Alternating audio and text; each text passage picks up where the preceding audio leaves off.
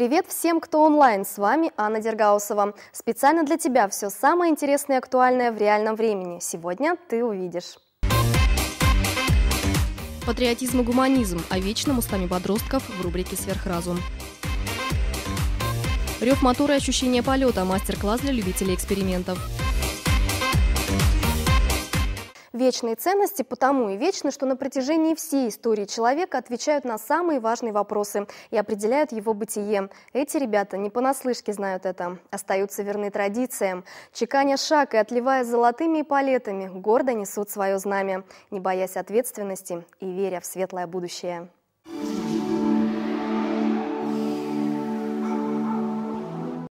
Патриотизм. Кажется, это слово уже начинает забываться. А такие слова, как «Родина» и «Отечество» все реже пишутся с большой буквы. Но все же есть ребята, которые верны традициям и с гордостью носят военную форму.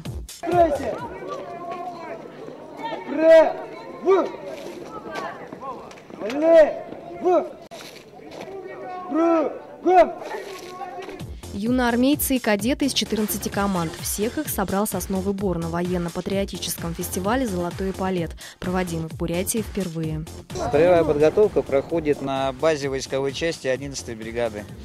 Здесь используются элементы одиночной строевой подготовки, движение, выполнение элементов строевых приемов, которые касаются строевого устава, а также производится вынос боевого знамени.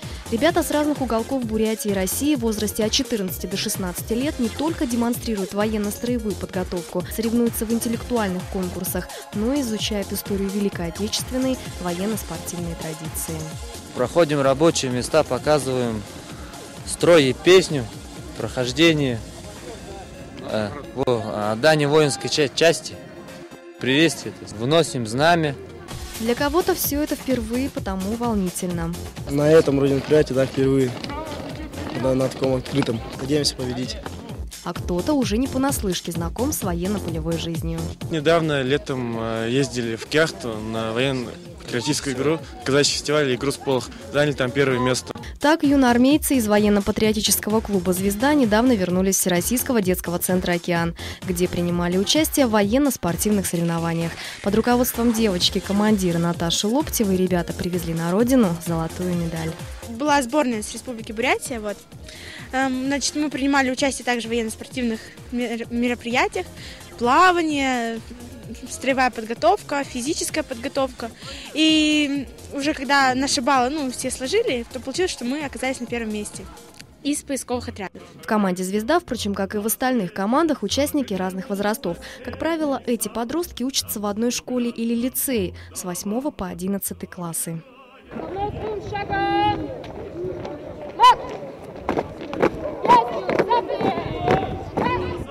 Станем над рекою зорки летние встречать.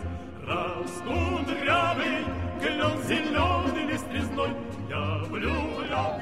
И смущенный пред тобой клен зеленый. Для ребят из Республики Алтай, учащихся кадетского корпуса школы-интернат имени Георгия Константиновича Жукова, это тоже не первое участие в подобных мероприятиях.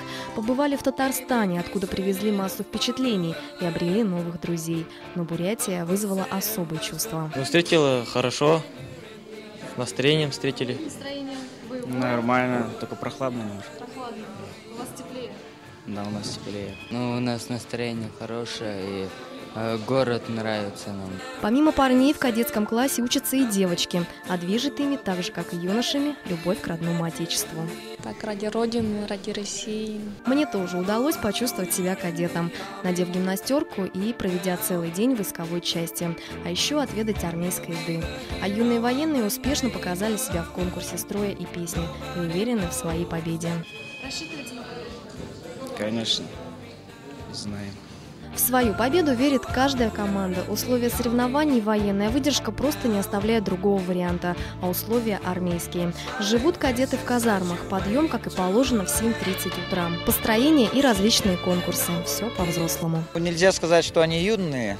они ведь кадеты, а кадеты, они большое внимание уделяют строевой подготовке, соответственно, изучению уставов, и поэтому называть их юными, наверное, нельзя, потому что они уже больше и выполняют строевую подготовку, не хуже, чем солдаты, которые сейчас служат в армии. 70% мальчишек и девчонок, принимающих участие в военно-патриотических соревнованиях, поступают в военные вузы различных министерств и ведомств.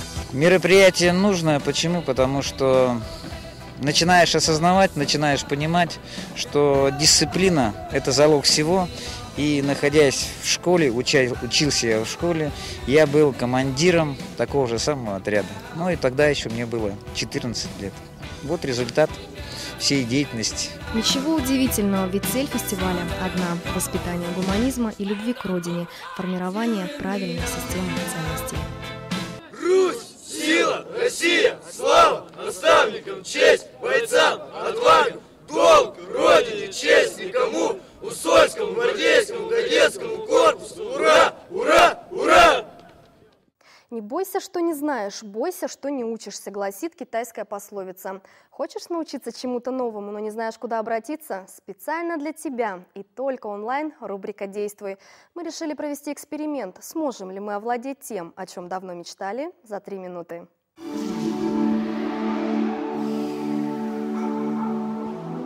Кто не оборачивался на эти спорткары или сам не мечтал сесть за руль таких неприступных на первый взгляд авто?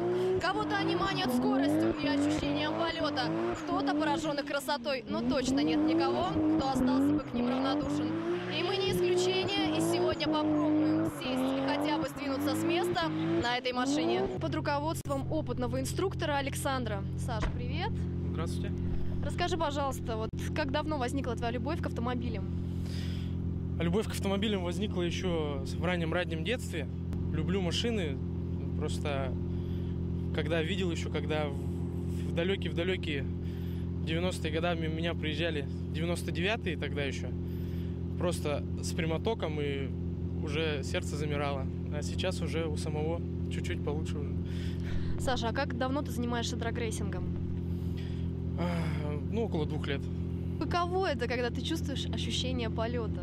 В данный момент уже попривык, но тем не менее все равно надо соблюдать осторожность в любом случае, так как данный автомобиль, он под капотом имеет около 500 лошадиных сил, и везде надо иметь осторожность. Это, во-первых. Во-вторых, в городе лучше, и совет мой всем сразу: не надо гонять ночью, людей не надо будить, потому что любители у нас есть, молодежь. И мой совет, надо соблюдать все это, правила дорожного движения.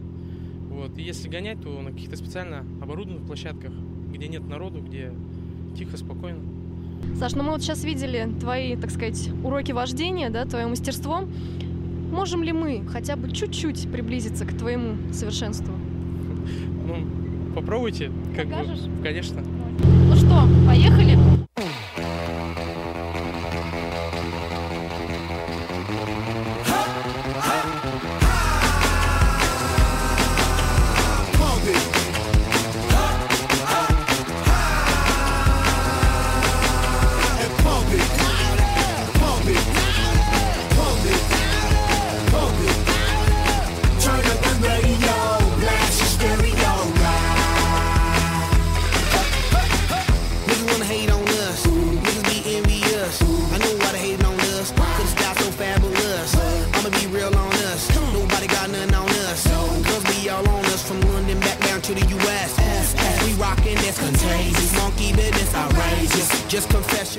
Саш, ну что, как из меня ученик? В общем-то, для первого раза неплохо, учитывая то, что здесь стоит сцепление керамическое. Довольно-таки сложное сцепление. Это, во-первых, и коробка механическая, а девушкам это просто механика и сцепление, это очень сложно дается. А здесь у тебя довольно-таки неплохо получилось. Ура! Вот, спасибо. Ну что ж, как вы видите, все реально. Это была рубрика «Действуй». Оставайтесь на линии. Все гениальное просто, главное творить, действовать и идти к своей цели. На сегодня все. Не забывайте быть онлайн. До встречи.